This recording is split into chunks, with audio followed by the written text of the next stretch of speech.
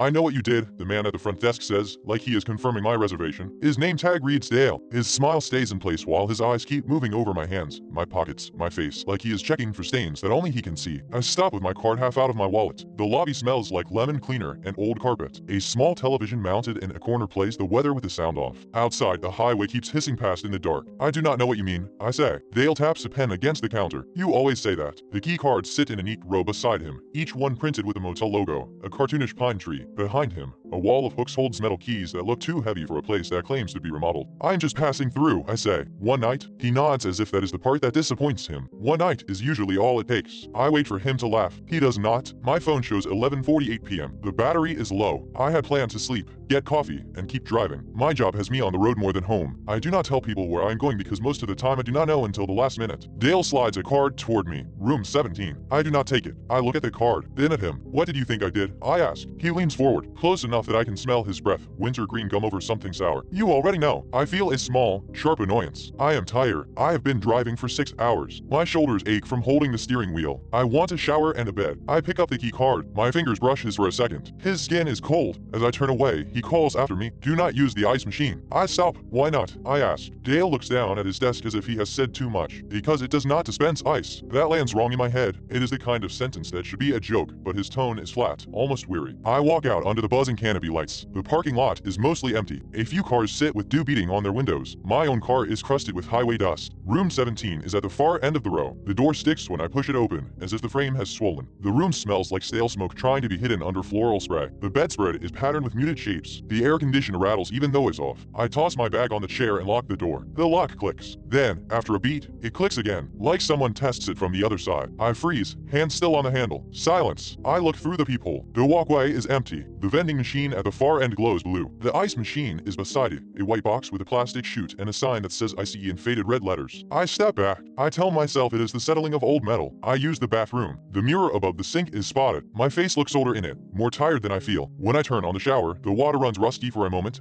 then clears. As the steam builds, I find myself listening for sounds outside. Footsteps. Buy this. Anything. Nothing comes. I crawl into bed without turning on the television. The motel is too quiet, the kind of quiet that feels staged. The only consistent sound is the distant rush of trucks. I fall asleep and dream I am back at the front desk. Dale is sliding something across the counter, but when I look down, it is my own phone, cracked, wet, still ringing. I wake at 2:13 a.m. to a thud. It comes from outside, near the vending machine. Then another sound. A hollow clunk like a heavy object dropping into a bin. My eyes adjust to the dark. The red numbers on the clock radio glow. 2:13. I sit up slowly, trying not to make the mattress squeak. The sound comes again, closer in my mind now that I am awake. The ice machine. Someone is using it. Dale told me not to. I swing my legs out of bed. The carpet feels slightly damp under my feet. I go to the peephole. The walkway is empty. The vending machine hums. The ice machine stands still. Then the chute flap lifts and falls on its own. Once, twice, a third time, something drops with a weight that does not sound like ice. My throat tightens. I unlock the door and open it a crack. Cold air slides in. The walkway lights flicker once, then steady. I step out. My skin prickles. I keep my eyes on the ice machine as I walk toward it. The plastic bin beneath the chute is half open. Inside, instead of cubes, there is a single object. A security badge. It is the size of a hotel key card, but thicker, with a magnetic strip and a small chip. A laminated label shows a photo. It is me, not a flattering photo. My face is angled like it has been taken from a security camera. The timestamp on the image reads 010926, which is tomorrow. Below my photo is a name printed in block letters. It is not my name. The badge reads authorized. My hands go numb as I pick it up. The laminate is cold and slightly wet, as if it has been sitting in ice water. I look around. The parking lot is empty. No one is watching. The office light is on, but the blinds are drawn. I walk back to my room fast, the badge clenched in my fist. Inside, I lock the door and slide the chain. I sit on the edge of the bed and turn the badge over. On the back is a number. Not a room number. Not a phone number. It is a sequence that looks like a door code. My phone buzzes. The screen lights up with a notification from a number that is not saved. You left it behind. My stomach drops. I type, "Who is this?" The reply comes immediately. "You know what you did." I stare at the words until the screen dims. I tell myself this is a prank. Some kind of scam. A weird motel gimmick. Maybe Dale is messing with guests. Maybe there's a hidden camera and they upload your photo to print a fake badge. But the badge is too real. The chip catches the light. The laminate edges are sealed perfectly. The photo is not from my social media. It is from somewhere I have been without noticing. I lie back on the bed and try to breathe. I do not remember doing anything bad. Not the kind of thing someone would say like that. that with certainty. I think of the small things that haunt you anyway. The time I cut someone off in traffic and they laid on the horn. The time I did not call my mother back for a week. The time I signed a form at work without reading every line. The badge sits on the nightstand like it belongs there. I fall asleep again, but it is shallow. Every time I drift, I hear the ice machine clunking in my head. At 5:06 a.m., I wake to another sound. It is small, mechanical. I sit up. The sound is coming from the badge. It is ticking like a cheap kitchen timer. I pick it up. The ticking is faint but real. I press it to my ear. On the front, beneath my photo, a tiny digital display that I did not notice before has lit up. 005948. The numbers count down. I stare until my eyes burn. 005947. The badge is a countdown. My mouth goes dry. I set it on the bedspread and watch. 005945. I grab my phone. No signal. The little bars are empty. I move toward the window. Still nothing. The motel Wi-Fi appears in my settings. I connect. It asks for a password. I do not have one.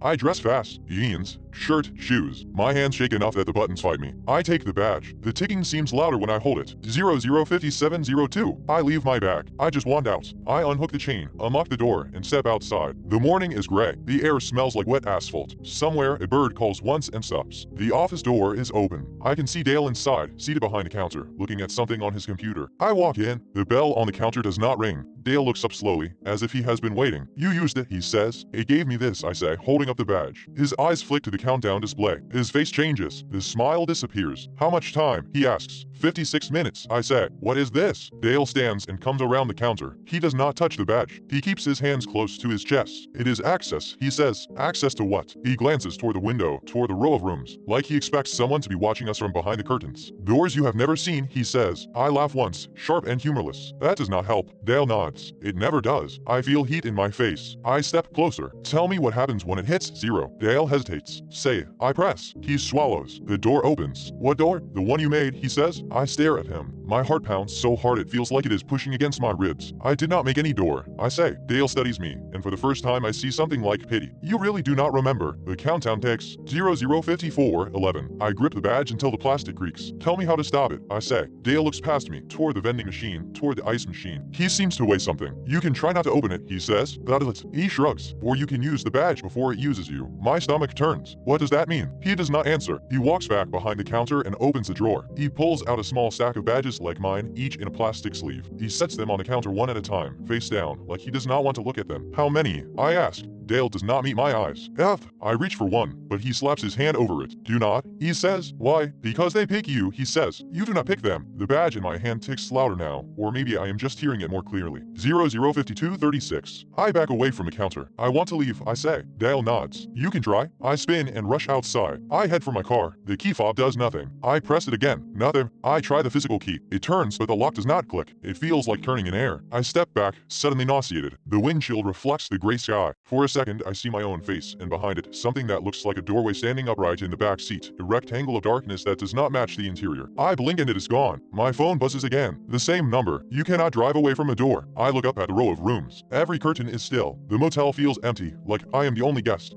I force myself to walk, not run, back toward room 17. The badge is cold in my palm. The countdown reads 004908. I stop in front of my door. The air around it feels different. Thicker, like stepping close to a refrigerator. I swipe the key card Dale gave me. The light flashes green. I push the door. It opens. The room looks the same. That television. Bathroom door. But the closet door that I did not notice last night is slightly open. A thin line of darkness. I do not remember a closet. I step inside and close the door behind me. The ticking fills the room, steady, patient. 004755. I walk to the closet. My hand hovers over the knob. From inside, I hear a sound like fabric shifting, like someone adjusting their weight. I snatch my hand back. I tell myself it is the air conditioner settling. It is off. I look around for something, anything, to use as a weapon. The room has nothing but a plastic cup sealed in a wrapper, a thin Bible in the nightstand, and a lamp bolted to the wall. My gaze lands on the bathroom mirror. In it, my reflection stands too still. My eyes look wrong, fixed on something behind me. I turn. The closet door is open wider now. I did not touch it. The darkness inside is not the darkness of an unlit space. It is flat like a screen. The badge display changes. 004500. The numbers stop counting down for a single second, then flicker. A new word appears beneath the time. Enter. My phone buzzes in my pocket. A final message. You already did. The first time. The closet exhales a cold breath that smells like the ice machine, like wet metal and old plastic. Something inside shifts again, closer to the opening, and the badge in my hand clicks like a lock finding its match. The countdown resumes. 0045 4459. I step back until I hit the bed, and the mattress gives under me. I realize the bed is not against the wall anymore. It is centered, like it has been moved to make room for something behind it. I turn my head. There is a second door where the wall used to be, unpainted wood with a metal reader beside it, waiting for a badge swipe. I have never seen this door in my life. The badge ticks in my hand. 004440. The metal reader blinks once as if it recognizes me. From the other side of the new door, something taps back in the same rhythm as the ticking. Like it is counting with me.